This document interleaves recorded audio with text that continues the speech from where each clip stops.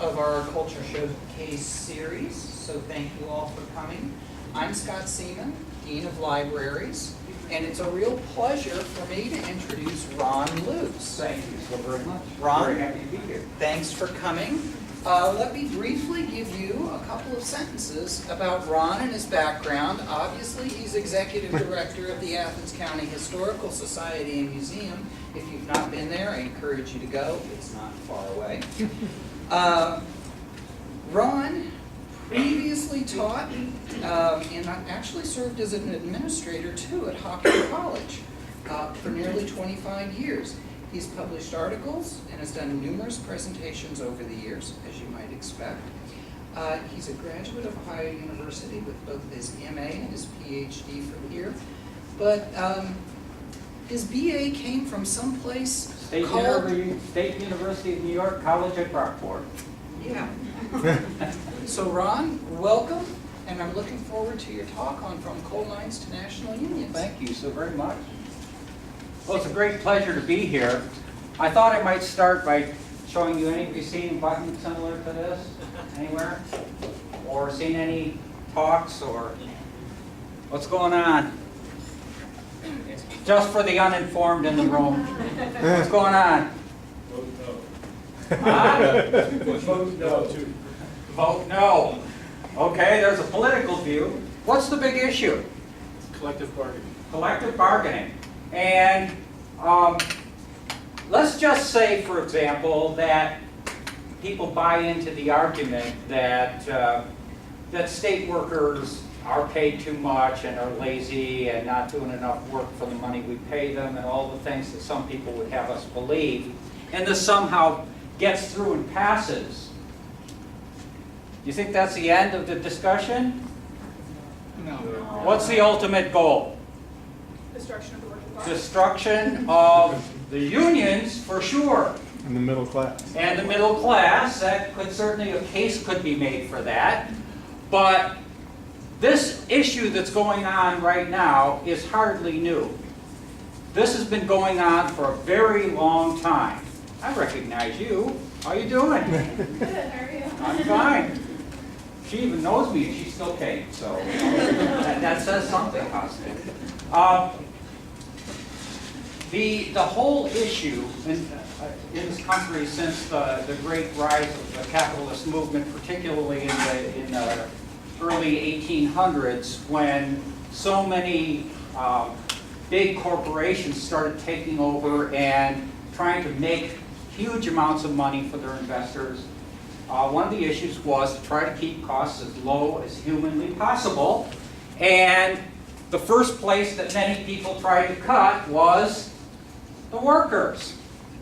Pay them the least amount of money that you can possibly pay them and make the most amount of money you can possibly make from their labor. That hasn't changed much. All right? So what I want to do today is I want to give you a little bit of history of Southeastern Ohio. Not the whole history of Southeastern Ohio, but a little bit about the labor movement and what came out in Southeastern Ohio. And maybe it will give you some insights onto the bigger picture, and maybe we can chat about that a little bit more at the end. Welcome to any of you who just walked in. There's food and drinks. Any of you want to get something during the talk, I won't be offended. Just get up and go get it. Make yourselves comfortable. Of course, we all start walking out the door. I'll take that personally. Okay.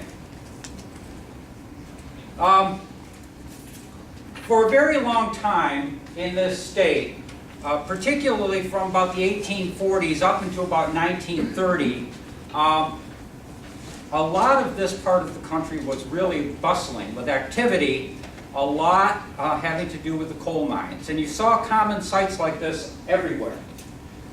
This is the Canaan Coal Company tipple. This is the Black Diamond Mine, McLeish Mine, Sunday Creek Coal Company Mine number 2. So now, today, how many of you can find any of these around here today? You know where one is? Yeah, the Sunday Creek Coal Company, there still remains of. The mine shop. Yeah, there's the one tower, and there's part of a building remaining. All of this is gone, but at one time, this area produced a phenomenal amount of coal and made a lot of people extremely rich. So I just thought it would be helpful for you to get a sense, because coal has a whole lot to do with what I'm talking about today. So much of the labor movement that has been affected by Southeastern Ohio workers comes out of the coal companies and the attempts by workers to unionize. Coal was known here very, very early. It was commonly known as early as 1748 that coal could be found in Ohio. It was just sticking up out of the ground in some places. So people knew it was here, but the early settlers really didn't have a whole lot of need for it, because when they first arrived, there were lots of trees, people burned wood, it was much easier to get at than digging in the ground, and they were only largely interested in warming their own homes and fireplaces and things like that. So coal wasn't a real big issue for many people. Then as the forest started disappearing, as people got into farming and stripped more and more of the land, there became more of a need for it. There was actual production of coal for sale in Athens County as early as 1820, Hocking County 1840, Meigs 1806, and Perry in 1816. So coal has been a part of Southeastern Ohio's industry for many, many years. Just kind of as an historical overview, from 1800 right up to World War I, the coal production in this country just became very, very dominant, very, very powerful, because coal became the source of heat, the source for firing train engines and all sorts of things. The 1840s was kind of the end of the early era. This is when big business really started to step in and buy off all of the small companies, take over, and try to run things in a more corporate fashion. And one of the biggest problems that they faced was that the coal had to be moved from the mines to the cities. Now, when you're down here in southeastern Ohio, and you got miles and miles and miles of trees and pretty bad roads, what are you going to do? How do you suppose they got the coal out of here? Canal, as far as. Canal. The canal was supposed to be what brought Ohio into the 19th century, I guess, was supposed to be the answer. And there was a great quest for better roads early on, even as early as Thomas Worthington in the early 1800s, saying we can't survive as a state, we can't have commerce and compete with other states, we don't have good roads, etc. Well, this proved to be a real serious problem down here. Here we are sitting on this wealth of coal, and we have no way to get it from here to those places where we can make that wealth. So there was a major push, and I think what forced this area to grow so significantly was the coming of the railroads, which really took place between 1850 and 1880. The railroad system was in place to start pulling this material down out of the hills and get it transferred from one place to another easily. It took a long time on a barge going up the canal, and the quantities were somewhat limited. So the rise of the railroads played a major role in affecting the output. Of course, the more you can put out, the more you have to get out of the ground, and the more you have to have workers to do that, right? So,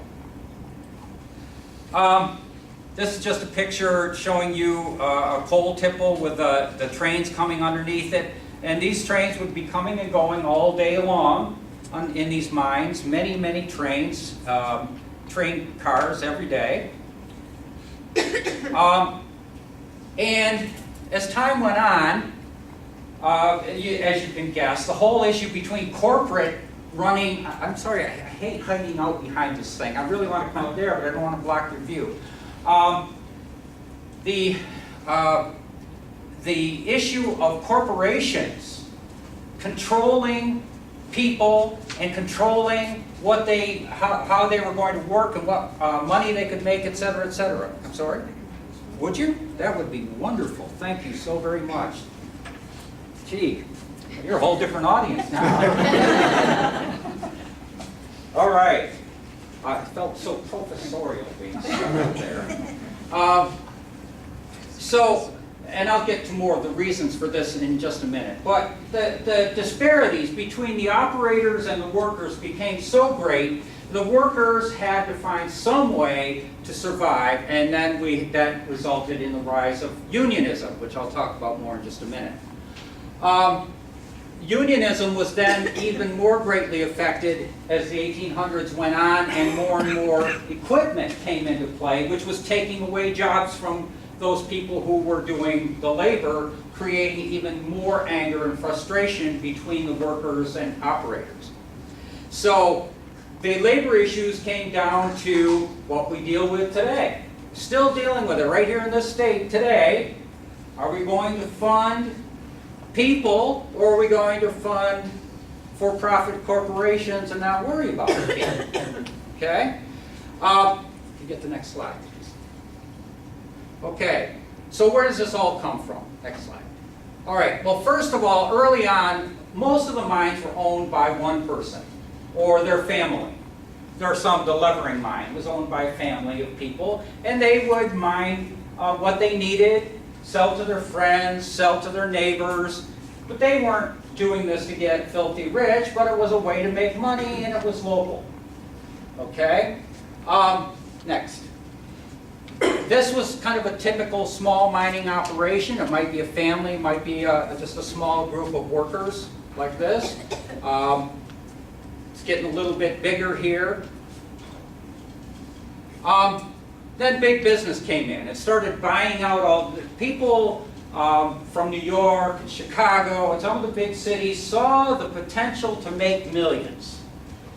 They knew how valuable this ore was that we have here, and they said if we could mass produce it, if we could get it out in a big chunk and sell it at high prices, we could make a lot of money. All we got to do is figure out a distribution system and get it out of the ground and out there. Well, that sounds great. Nothing wrong with that.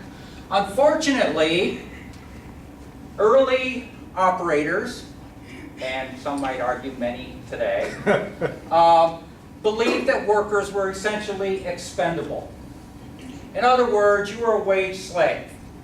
So, if you came to a place like Gloucester or Lurid or some of these places around here that rose up as coal towns, the coal towns, the company owned the town. You came there and you rented your home from the company. Now you're going to work for this company. You rent your house from the company. They pay you in scrip. Now scrip means I personally go print out something that I call money, and if you're my worker, I hand you that, and that's what your pay is. And then you can use that only in my store. If you take it anywhere else, they're going to go, where'd you get that counterfeit stuff? I don't know who Luce is. That means nothing to me. But you can come use it in my store. Only thing is, in my store, I charge higher prices than the store down the road than you could have bought it in if you'd had cash. So, you're getting my rent money, you're getting my work, and you're getting a bigger portion of my pay for the goods that you forced me to buy from you. All right? You liking this scenario? Okay. Company schools, they build the schools. Sounds like a noble, wonderful thing. Give your kids schools. Okay? That was good. Company medical care. They often provided hospitals or some sort of service for taking care of people. They even provided the churches in some cases. However, oftentimes the churches preached the vision that the company wanted you to hear of the way things should be. The poor shall inherit the earth and all that sort of stuff. Okay, next. This is a typical, this still stands. You can see this out on Route 33, or 33, right? Heading out of, or 50, heading out of town. That's Canaanville Company Store. And this was, they built fairly nice buildings, And these buildings had everything. The dry goods, basic foods, clothing, whatever you wanted was there. And the idea was that they tried to control the movement of money within the community. Okay, next. Here's another one. This is in Carbondale. Carbondale is almost non-existent. Any of you ever been over in Carbondale? Okay, what's it like over there? Hamlet at best. At best. There are a few little houses and things are run down, looks pretty bad. You'd never know there was a thriving community there. But at any rate, these were in almost every coal town you could find anywhere. So, here's how the miners worked. They were paid by the ton. So, if I did this, I would go out and I would crawl down into the ground if I were allowed to, and there's some issues with that. I would go down in the ground and I would break up the coal and I would load it in carts and then I would ship it up to the top and then I would get paid for every ton that I got during a day. Well, that sounds easy enough. Unfortunately, the prices ranged anywhere from 35 cents a ton to, or sometimes less than that, up to $1.50 a ton over many years. However, out of whatever I got, I had to pay for everything that I needed. If I needed someone to help me, I had to hire somebody out of my pay. Or this is where children ended up becoming workers at ages 8 and 10. One of the men I'm going to talk to you about is Chris Evans, who was in the mines in Wales at 10 years of age, working a full day as hard as a grown man. All right? Very typical. If they had a mule driver to get the coal up out of the ground for them, they had to pay the mule driver in many cases. Then they had to pay a check weighman because they didn't trust the companies to give them accurate weights, because they would take up 1.5 tons of coal and the company would say, that's less than a ton, you don't get paid the full tonnage. And these things went on all the time. They bought all their own materials, tools, their shovels, picks, drilling tools. They had to buy their own blasting powder, any lamps, any fuel. None of those things were provided. In addition to that, if you worked in the mine, if you were really lucky and the bosses liked you, you got to work in a mine that was maybe this tall. And one of the great things about Southeastern Ohio coal is they had these huge seams of coal where there really were places you could stand up in. But much of mining involves you working like this all day, or lying on your side and trying to pick at the side of a very small hole. How many tons do you think you're going to get out in a day that way? Okay? You're being paid by the ton. If you don't get that out, you get nothing. Sorry. If you end up paying all of it to your helpers to get it out, that's not the problem of the company. That's your problem. So, this was not a great place for workers. Here it gives you a wild idea. Here's a group of miners, very typical. These places were not what you would call luxurious places to work. Okay? Here they are. This guy can barely stand up. They're crunched over. The shorter guys can stand up. Look at their faces. This is very hard, dirty work. All right? Next, please. All right, some of the conditions. Go down in the mine, they're black. There's no light anywhere. Any of you ever been in a cave on one of these tours where they turned off the light? What's that feel like? Total darkness. It's very strange, isn't it? This was typical. So they had to have light. Well, you know how they got light? I'll remember what a coal mine is. They would wear a hat with an open flame on the top of the hat. Now, what's the problem with that? Explosions. Explosions. There are many gases, potential explosive gases in the mines. They would often have to, they later on did develop some other lamps that gave a different kind of light, but they were all dangerous. It's always damp in a mine. The air is very bad. In fact, in many mines, they had to put in ventilation systems in order to make it so that a human being could even stay down there for a short period of time. You've heard about the idea of taking canaries into the caves or into the mines. That was done, so they take the poor little canary down, and if the canary died, then the human beings could say, we're not going in there today. Took a lot of, probably good money in raising canaries back in those days, I don't know. But at any rate, lots of methane gases, lack of oxygen, and then let's just deal with the nitty-gritty here. You're down 2 miles underground with a whole bunch of other men. Do you think people are going to walk 2 miles back to the opening to go use the public restroom? No. These places were terribly filthy, very smelly, very unpleasant places to be. Lots of safety issues. Slate falls were common. If you go back through the old Messenger newspapers from about whenever the Messenger started, up well into the 1930s, you hear constantly where men have died or been badly maimed as a result of the roof caving in. A lot of coal comes in under slate, layers of slate, and that slate is pretty brittle and breaks pretty easily.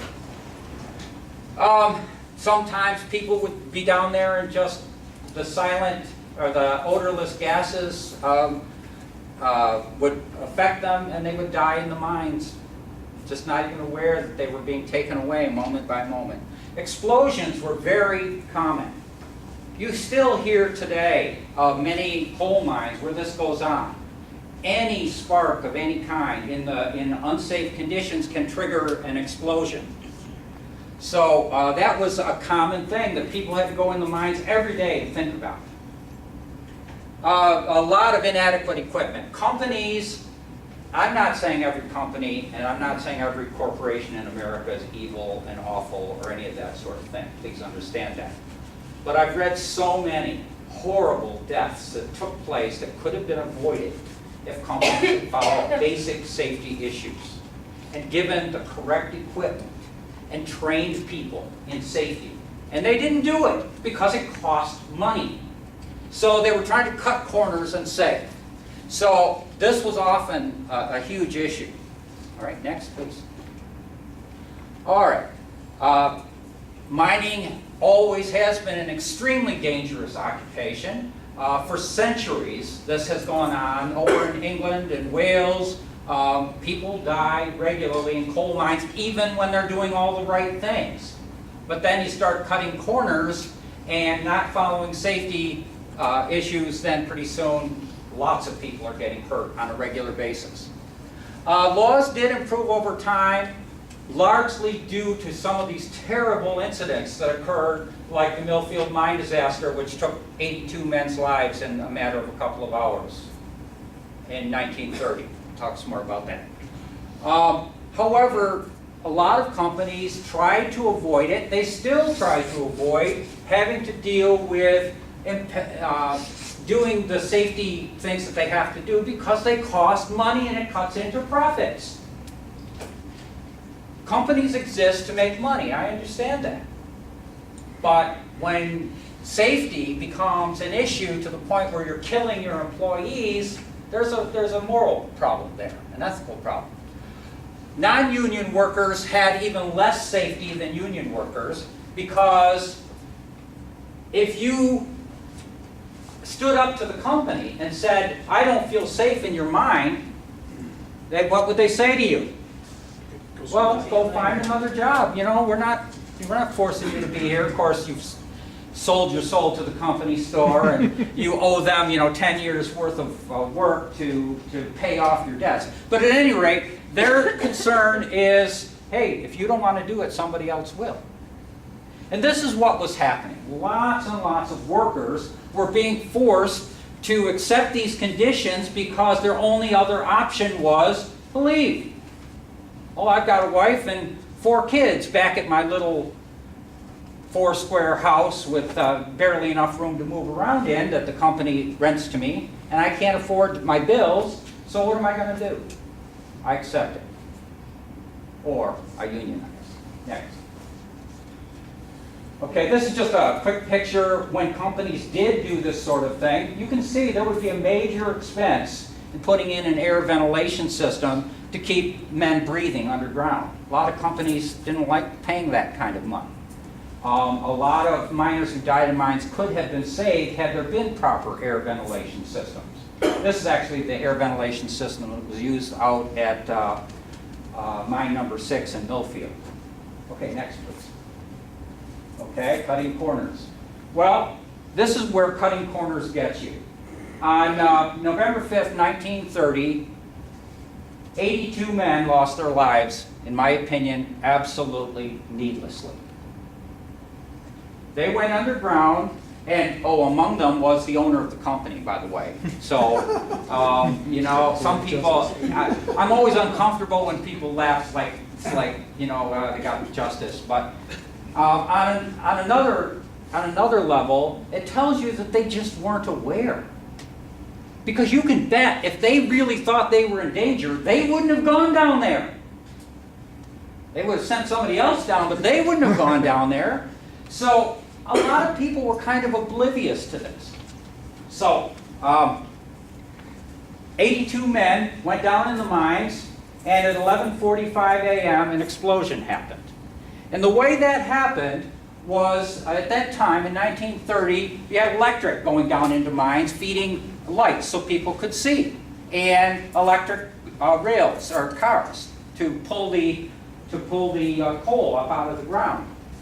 Well, a portion of the mine had not been used for a very long time, and I'm sorry for playing against you guys over here, but I keep getting stuck over in that corner. So the portion of the mine that hadn't been used for a very long time, for some reason, nobody turned the electric off over there.